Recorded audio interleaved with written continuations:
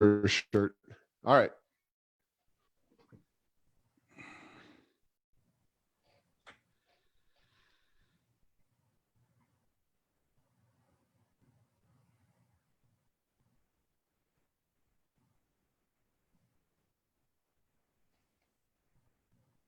This is episode 187 of the Rio Grande Foundation's Tipping Point, New Mexico podcast. I'm Paul Gessing, president of the Rio Grande Foundation, New Mexico's free market think tank. You can find out more about the foundation at riograndefoundation.org. I'm pleased to be joined this week by John Boyd. He is principal at the Boyd Company, a economic development and site selection firm based in Princeton, New Jersey. Although today, John is joining us from sunny Florida, but welcome to Tipping Point, New Mexico, John. Well, it's great to be with you. Yeah, and during these crazy times with the coronavirus and everything else going on, you're normally based in New Jersey, but you're right now in Florida. So how did that wind up happening that you got stuck down in Florida? Yeah, so obviously our firm is based in Princeton. I have a home in South Florida. I'm able to live and work most of the year from South Florida, which is terrific. But we discussed off air. I was in St. Louis for a business trip. The second week of March, it was the analogy like the last helicopter out of Saigon during the Vietnam War to kind of get out of St. Louis. And here we are in South Florida, just as excited as everyone else to get out of this lockdown and get back to business. Yeah, and I guess there's worse places to be than Florida, although the beaches, I know the spring breakers, they made a lot of waves, so to speak, on national television when they were kind of saying, I'm just going to live my life and party during spring break. Are the beaches closed in Florida, or how are they handling that particular aspect of life?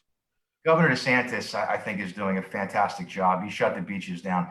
Of course, a lot of critics were very aggressive in their attacks, saying that he didn't react quickly enough. But I think it's really a matter of semantics, whether or not you do the official shutdown, stay-at-home order, or the very aggressive encouragement to stay at home.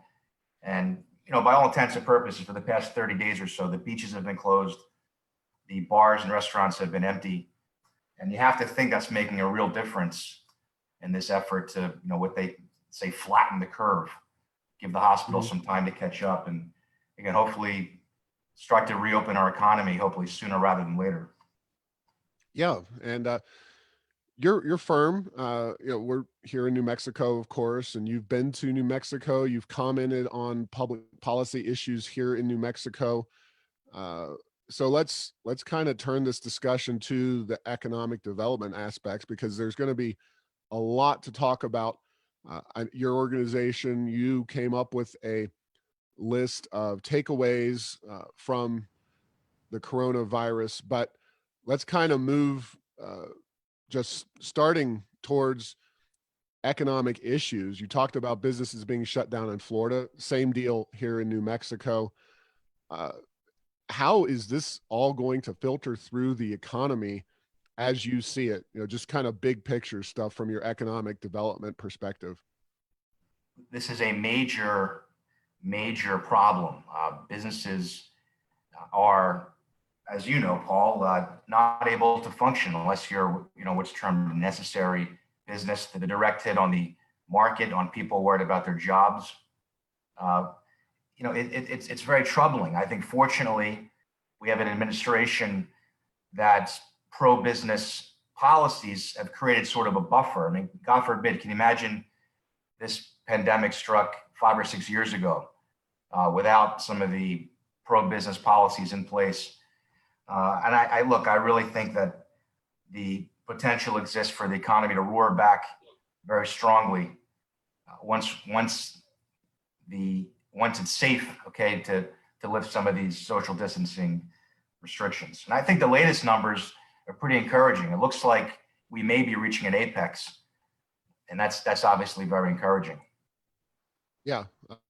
Obviously, we need to get businesses going again in order to have an economy, and then we'll find out, maybe shortly after that, just how significant the need to come back is for a lot of these businesses. Of course, it's going to vary across different industries and business lines. Uh, so, are you seeing economic development activity just dry up, just cease right now? Are people putting decisions on hold? Uh, Yes. where does that leave your business?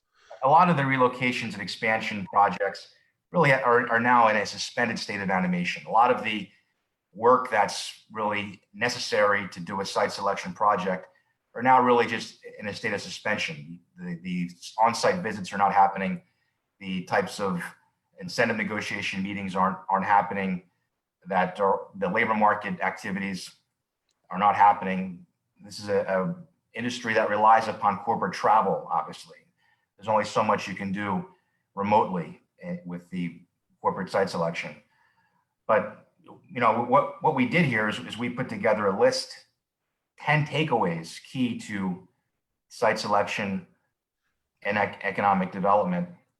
And one of which I think is this idea, this new spotlight on just how risky and costly it is for our nation's supply chain to be so concentrated in China. And I think this could be another source of momentum for the reshoring trend. Yeah.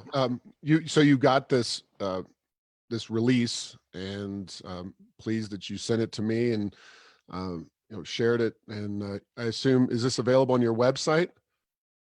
No, it's just something we put together in response to clients of ours checking in, asking us to kind of give a look at where we are now.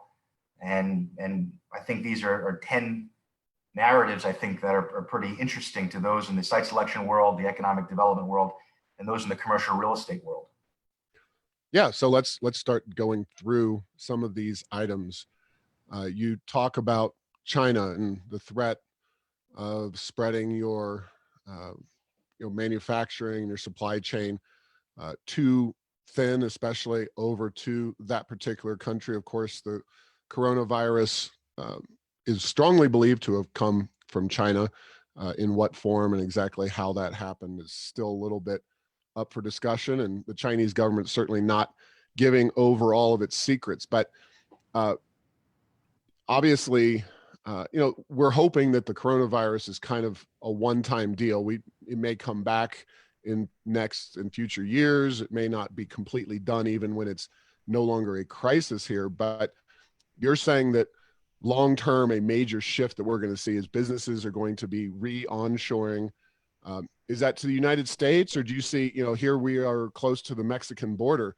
Do you see Mexico kind of as a stepping point, instead of totally bringing some of this labor-intensive activity from China back to the United States? Is maybe Mexican trade going to see a resurgence or additional growth because of this? Kind of unpack that whole China thing a little bit. Right. And we're seeing both Canada and Mexico make a strong push for reshoring operations out of China. But the reshoring trend back to the U.S. has been a real trend that we've seen over the past several years. Manufacturing employment as a high because of the corporate income tax cut that President Trump did in 2017, because of the streamlining of regulations, because of the pro-business energy policy, and because of this administration's aggressive America First posture when it comes to the federal procurement market. So there was already tremendous momentum for reshoring manufacturing away from China and Asia back to the US as our nation's business climate became more competitive after years and years of anti-business policies. What COVID-19 is doing, it's really putting yet another source of momentum for this reshoring trend. People are surprised to know that less than 30% of active pharmaceutical ingredient producing facilities are in the US. That's astonishing. And there's bipartisan support to reverse that trend, to bring pharma production back to the US. There's a bipartisan bill right now sponsored by Republican Senator Marsha Blackburn in Tennessee, and one of my senators in New Jersey, Democrat Bob Menendez, to increase U.S. drug production. And this bill also does something else that's interesting. It's going to devote hundreds of millions of dollars to create new centers of excellence around the U.S., creating new partnerships between leading academic and research institutions with the private sector. I think that's a very exciting new economic development theme that we'll be hearing a lot about in the months and years ahead. All right. Well, there's 10 of these, and that's a pretty good description of your first point. So the second one you talk about is remote working, and of course, people working from home. This has definitely been a huge time for not just home offices, but internet connections and connectivity while being out of the office separately. And you're seeing that in your own personal life, working from Florida, where your office is in New Jersey. But there's warning signs. There's not all industries are going to benefit from this kind of thing. And you cite the commercial real estate industry. So talk about this one a little bit. Well, as you mentioned, remote working has been a trend before COVID-19. COVID-19 will dramatically accelerate the pace of remote working. One thing that's interesting, the impact on the commercial real estate industry. Offices are getting smaller today. When our firm started back in 1975, the average square foot per worker, when you include common areas and elevators and things of that nature, approached 500 square feet per worker. It's almost ridiculous to think about that today. A decade or so ago, it was 200 square feet per worker. Now we're at about 150 square feet per worker. Many of our projects are actually getting smaller. And this is a new challenge for the commercial real estate industry as it adapts to this new remote workforce environment that we live in today. And it also plays into the new demand for mixed use office development that incorporates a lot of the collaborative space that's popular among major employers today. Now, we have talked about at the Rio Grande Foundation, first and foremost, the environmental impact in general of this kind of remote work is far greater than all of the mass transit systems around the country. Now, I know that's not your bailiwick, but it would seem that with the momentum towards home offices coming out of this, that if the environmentalists are smart, that they would emphasize this and maybe encourage governments to provide some kind of incentives for this kind of thing. Because we talked about how it's almost like the Green New Deal came about as a result of this crisis. The 405 out in LA, you could practically walk across it now at 6 p.m. in the evening when, you could probably walk across it during normal times, just dodging through cars that are gridlocked there. But, plane travel's way down. They've talked about pollution all over the world, especially in areas like China, that it's way down. I know this is a little bit outside the box for you, but I just wanted to throw that out there on this home working point. And a big buzzword with respect to HR in the business of site selection is continuity of operations. Companies cannot afford to have pandemics that shut down office productivity. So the idea that there's now a working model where these companies can have a experience with the home working model in response to COVID-19, I think will service a lot of companies well. It's now an unknown, it's no longer an unknown entity for a lot of companies that had to rapidly prepare HR strategies to accommodate the remote worker. So it all just creates more momentum for companies to even present this as a recruiting option to attract millennials from different markets, whether that be Chicago or Boston or LA, to a lower cost market like a Santa Fe or an Albuquerque. It's a new recruiting tool where a reluctant transferee no longer has to move to the new site. Perhaps they could only spend part of the year at the site, but they'll be able to work more. We expect companies to be offering that more as a recruiting tool as well. Yeah. That is definitely something I could see happening. And you talk about premium. Number three, a premium on cost efficiencies on the site selection process, and favoring lower cost, lower tax states. Now, your 10th point also relates to this, although you talk about the revenue side a little bit. Uh, just throwing New Mexico out there, we're going to be in a world of hurt because of oil prices being depressed as well. So they're saying a $2 billion budget shortfall for the next fiscal year out of a $7.6 billion budget. Uh, talk about, are states going to be raising taxes? If so, where does that leave them from an economic development perspective? Again, big question here, but talk about taxes and the amount of expense associated with site selection. Sure. Many states are going to emerge from this pandemic really in a budget crisis. And you'll hear a lot of talk about pressure to raise taxes, increase tolls, things of that nature. What we obviously would like to see is more of an emphasis on market-based revenue producing plans. I think this COVID-19 crisis and the need for state revenue will create more momentum for legalized marijuana and also legalized and more aggressive promotion of sports betting and online gambling. Many of our developer clients are actively looking at this as an opportunity to really advance and advocate for themselves in state houses that have been historically more reluctant to embrace marijuana and sports betting. Which, by the way, look, I mean, the battle for market share in the hospitality industry is for millennials. And the marijuana case study has been very successful in the 11 states that have legalized it for recreation purposes.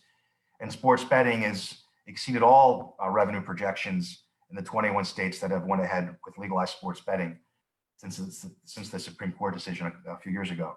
So we expect these to be two issues that will be exciting and new momentum for these because of COVID-19. Yeah, and that's tied up in your 10th point, and just kind of to New Mexico-fy that point a little bit. We don't really have toll roads here in our state for a variety of reasons, mostly density of population. Sports betting has been done by some of the tribal casinos, but I don't think they passed any law specifically under the legislature. It was just done by some of these tribes, and maybe there'll be some more discussion of that. And believe it or not, New Mexico doesn't have recreational marijuana at this point. We'll see if this issue kind of spurs some momentum there. It's interesting, though, to note that in Colorado, where they do have it, not only have they kept it in place, but they went so far as to name it an essential industry to keep the marijuana shops open. I guess folks spending a lot of time at home, et cetera, you can fill in the lines there, but it's really something that I think is going to spur additional consideration here in New Mexico when it comes to marijuana legalization, which did not happen during the 2020 legislative session. I know the governor wants to bring it back and try to do it again. And there's overwhelming support among the people of New Mexico. People wanted to do this. It's really a matter of time. I mean, every poll shows that Americans each year are really becoming more receptive to legalizing marijuana. Trying to stop it, it's like standing on the beach and trying to prevent the tides from coming in. Eventually, it's going to happen. Let's do it sooner rather than later, and use this as a new revenue source. You can tax it, and you create some regulations that prevent some of the abuses that happen when you leave it as an illegal entity. Yeah, well, we'll see. We have a special session that is inevitable, as I said before, and maybe the governor will put this on the agenda. We'll see when that special session comes about and what issues the governor wants to put out there, because there could be a lot to consider. So let's move on with point 4. Low interest rates and an abundance of job seekers eager to get back to work will boost or kickstart projects that have been put on hold prior and during the COVID-19 outbreak. So this is kind of getting to your point of you think the economy, when it does come back, is going to come roaring back. Sorry for the uh, pronunciation there, but yeah, you think things will come back pretty strong once the restrictions are taken off, right? I do. It's important to remember just how strong and how well the economy was performing prior to COVID-19. The last February jobs report, record low unemployment. One of they call economics the dismal science. For every negative, there's a positive. For every positive, there's a negative. One of the big detriments for projects prior to COVID-19 was the lack of available labor. So that, in tandem with these historically low, almost unheard of low financing rates, will be a catalyst for new development activity, especially with accelerated reshoring in the medtech and pharmaceutical industries. Yeah. Well, it's only a matter of time. I think I tend to agree with what you're saying, and I'm sure this ties in, not to make it too political, but the president does focus, his strength was the economic policy issues. And uh, to him, this whole virus situation really had to be a political kick in the shorts, and something that he feels is really hindering his ability to get reelected. And I think you're probably onto something. The fact that he wants the economy opened up, I think it generally fits in with his ideology to begin with. But secondly, it also, the sooner we can get the economy moving again, the better it is for his reelection hopes in November. I agree with that. And he has a record that he can run on and talk about job creation. And this idea of opening up the economy, I think it's interesting. Two of his top economic advisors, Stephen Moore and Lawrence Kudlow, talk about the under the radar screen health consequences of leaving the economy shut down, and people out of their jobs for a prolonged period of time, and the impact on the nation's health on that respect. I think that's an interesting talking point and data point that the president will use as he selectively and cautiously begins to open up the economy. I doubt we'll see him open up everything in all 50 states for everyone at the same time.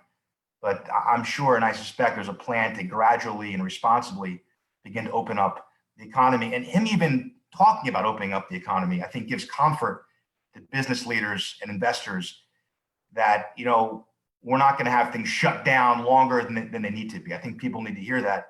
And the market's opened up pretty strong today. That's a nice endorsement, I think, of the public's trust and the trust he has among business leaders and other influential people in this country. So I think that's a positive that we saw this morning as he, addressed the nation last night.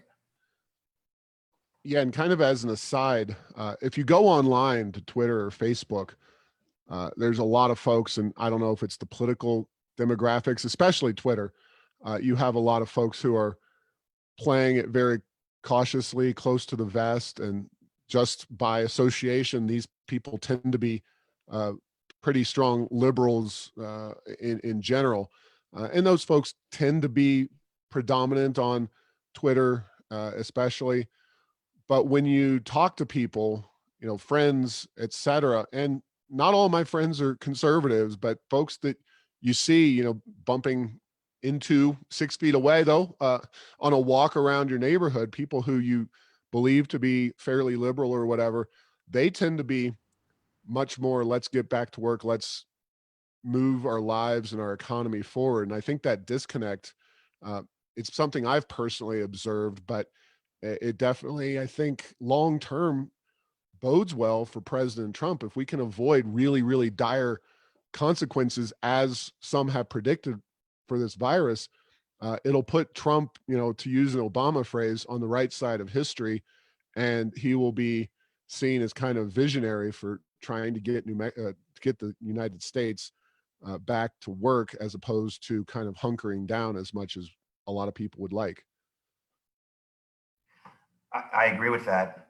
People want to get back to work. His approval ratings are high. The response to his addresses to the nation during the crisis have been overwhelmingly positive.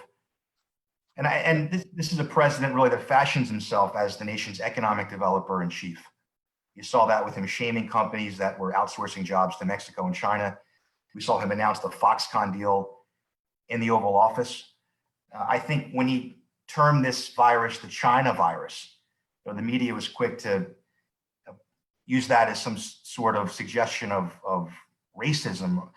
But what I think the president was doing is he's sort of showing you that this is another tool in his toolbox with respect to leverage in the battle to get more operations out of China back to the US, and put a magnifying glass on how risky it is for companies to be reliant upon overextended supply chains in China. Yeah, he can definitely tout himself as kind of a visionary on your point one about China and the supply chains, because he's obviously been hawkish on China trade and tariffs, et cetera. Something that, as a more free market ideologue like myself, more libertarian, definitely not a fan of government imposed tariffs and attempts at managing trade. But, uh, you got to at least give him credit for being out front on these issues, even if he had no real idea that the COVID-19 was coming down the path at us. He definitely, in his policies, were uh, excellent tools for preconditioning us in advance of this whole virus. I agree with that. And if you go back to January, when there were only seven reported cases here in the US, he was quick to shut down travel from China. And he was Yeah. widely criticized for doing that on the left. Just think about how much worse this crisis could have been if he reacted even just a week or two after that. I mean, there are potentially thousands of people exposed. So that's another, I think, part of the story as well. All right. Well, let's talk about point five here. And this is something I'm definitely not as excited about. And I do want to get your thoughts on the CARES Act and the 2.2 trillion stimulus package that we've already seen pass Congress. But you're saying that we should expect a New Deal-like infrastructure bill. Who knows what the cost would be with that? But just to be completely candid, President Trump, prior to this whole situation, has been playing footsie with the Democrats in Congress on infrastructure issues, trying to get various packages done, spending more money on theoretically, hopefully, roads and bridges if we're going to do this. But so talk about how you see this all playing out. Any ideas on the size, and any comments on the original stimulus would be welcome. I think that the original stimulus was necessary to mitigate this unforeseen economic disaster. There will likely be a second stimulus as we begin to open up the economy. And Trump has wanted to do a major infrastructure bill. There seems to be bipartisan support for a major infrastructure bill. One of the few things Republicans and Democrats can agree on in Washington. We'll see how it plays out. I think it's interesting to see different Democratic leaders in the Senate, and even Governor Gavin Newsom in California, Democratic governors Andrew Cuomo in New York and Governor Phil Murphy in New Jersey, talking about infrastructure, and as they work with the president in the COVID-19 response. We're going to see politicians line up and play this game to get major funding for major projects. I mentioned New Jersey and New York. One of the things our clients are especially excited about is a third tunnel under the Hudson River into Manhattan, which I think the president can identify with, being a New Yorker, and just how antiquated the current transportation infrastructure is in the Big Apple, the most important financial market in the world. So I think we'll see potentially some movement on that front. So a friend, I'll throw it back to you in a second, but a friend of mine named Grover Norquist, who you may know or may not, runs Sure. Americans for Tax Reform, known as a fiscal hawk, conservative.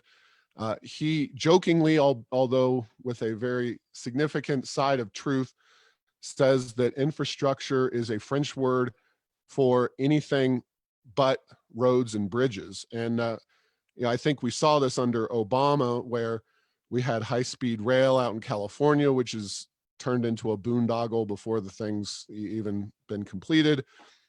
In our own community here in Albuquerque, we got bike bridges, but didn't see any noticeable impact on roads and bridges and the things we actually use, airports, et cetera. Do you think that this will be a better version of a stimulus, or do you think, because the Democrats, they talk, and I know you're up, mostly in New York and whatnot, and transit is a bigger thing out there, but you come out to New Mexico or basically anywhere outside of Connecticut or something like that, and the amount of effectiveness of mass transit really becomes quite limited, and it really does boil down to roads and bridges. But the Democrats are always pushing for these transit projects. So how do you see it being focused because the president's going to ride herd on these guys, or you think it's going to get kind of special interest provisions just lumped in there? That's always a danger. And I hate to see government waste.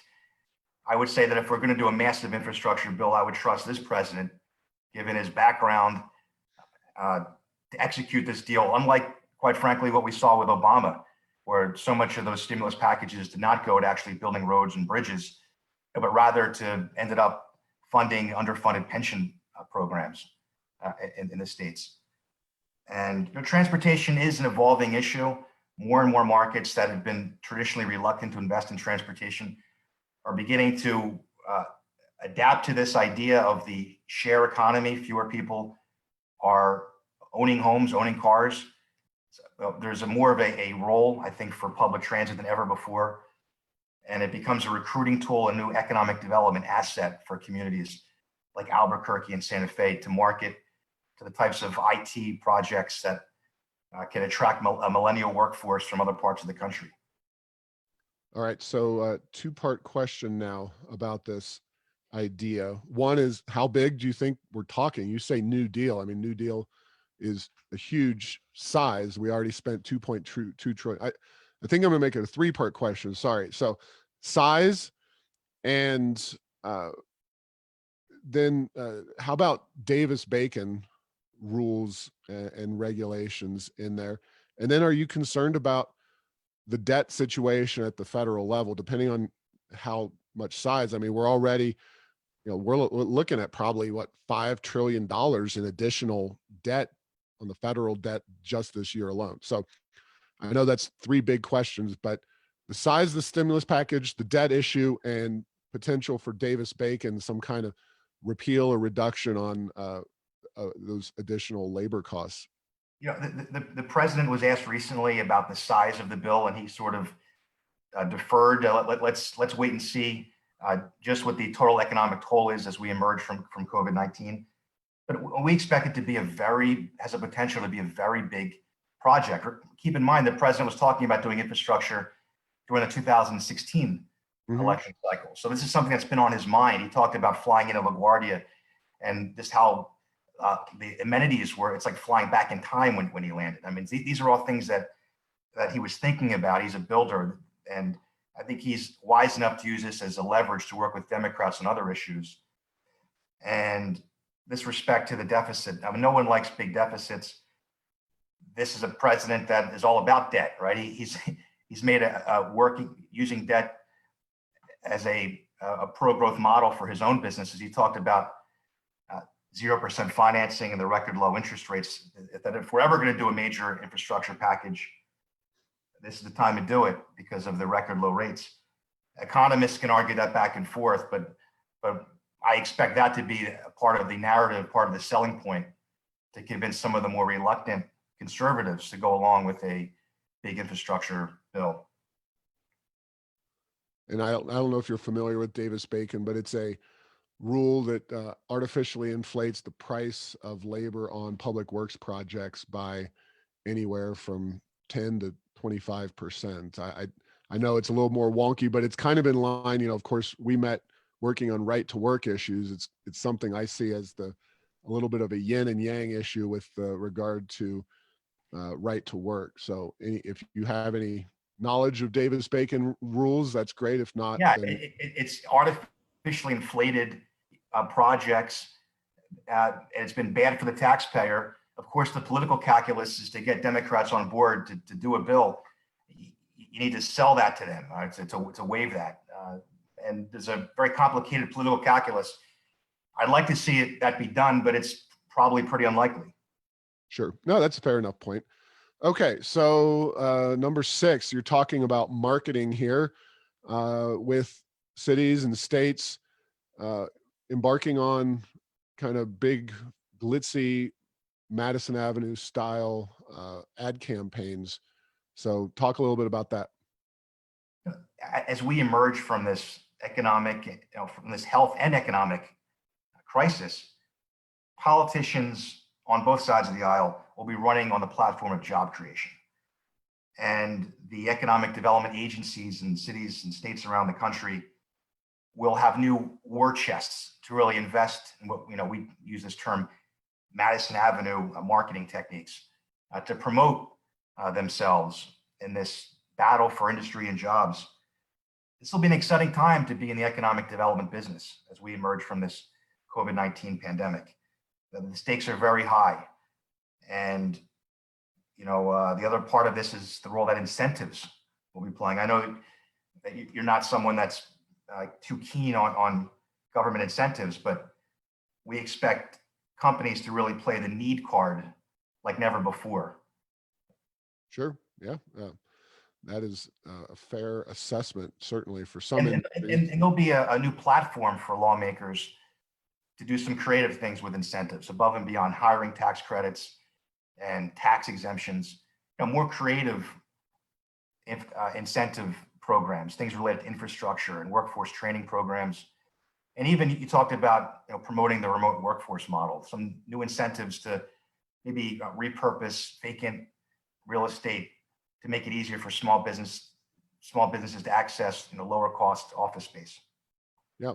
Well, I mean, you just talked about infrastructure. If again, you could theoretically have a convergence of some, maybe smarter environmental types and economic development folks to emphasize or even incentivize uh, working remotely as a way to avoid the cost of infrastructure and investment in that, rush hour kind of peak demand uh, expense of additional highway lanes or whatever you are in need of, and also attracting companies that have that flexibility. So yeah, it'll be interesting to see how that all shakes out. Well, we're getting down to the nitty gritty here, but so let's kind of go a little quicker through the next three.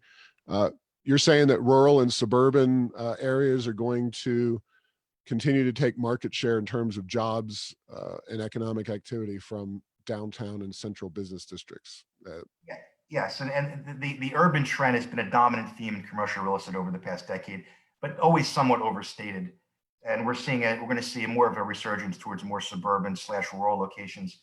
New Mexico has marketed itself as a place that offers continuity of operations because of its relative insulation from natural disasters. That'll play well for New Mexico as different industries want to make sure that their businesses can operate 24/7. And some of the other drivers there have to do with some of the new apps that allow for telecommuting, and also the rise of new mixed-use planned urban developments in rural areas that can offer a worker the type of walkable new urban amenities that they might find desirable, but in a lower cost mixed-use planned environment. And a lot of the nation's top developers are beginning to do more and more projects like this. Fair enough. I think that's another reasonable futuristic goal here or expectation. Um, you talk about retail not coming back in some circumstances and repurposing some of those sites.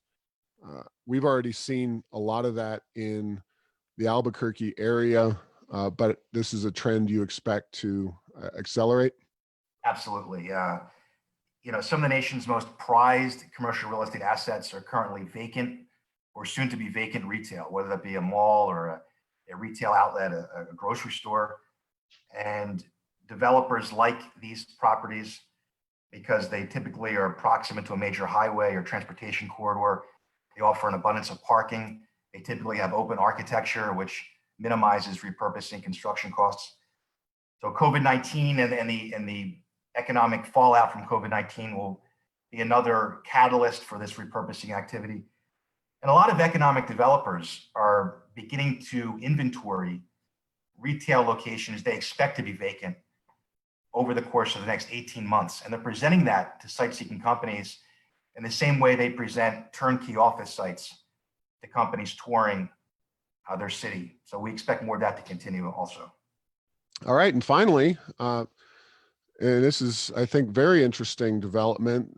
Retail clerks, folks who work at supermarkets, pharmacies, gas station, even the delivery guy at your local pizza joint, they're considered to be the first responders of the current outbreak. And you think this might be a longer term trend outside the coronavirus situation?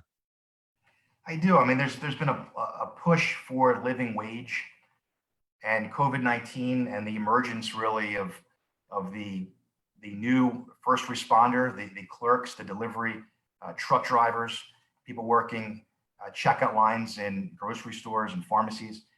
They're really now on the front lines. They're the recipient of public adulation. Walmart has a new national ad that's celebrating their workers that are working through this COVID-19 crisis.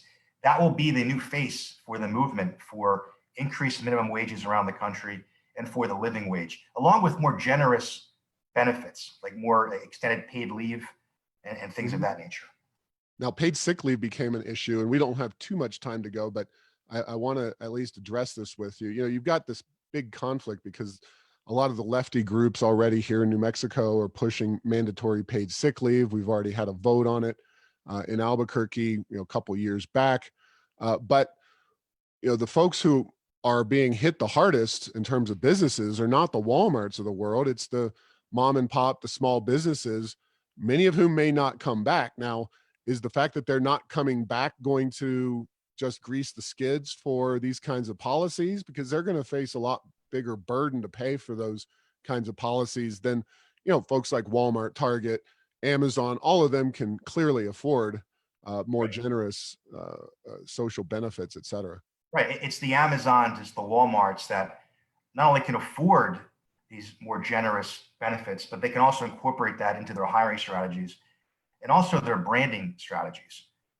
A major part of the brand of a company like Amazon is its social impact, especially a company that's been under assault as much as Amazon has in terms of hiring practices and different types of labor issues. So we're expecting Amazon to be a leader on this front as a way to mitigate some of those concerns and to increase its ranking among institutional investors that closely monitor a company's social impact. Got it. Well, fascinating information. Is this something you're okay with us posting with the show notes? Absolutely. We appreciate you posting this top 10 list. We think it's an interesting list. Yeah. And, some of them we're pretty excited about, some of them not so much, but you're a sharp guy. You're familiar with New Mexico, and, any last second, like, what should the governor do or not do during the special session? Just throw in something or one or two Well, things out there. now is not the time to raise taxes.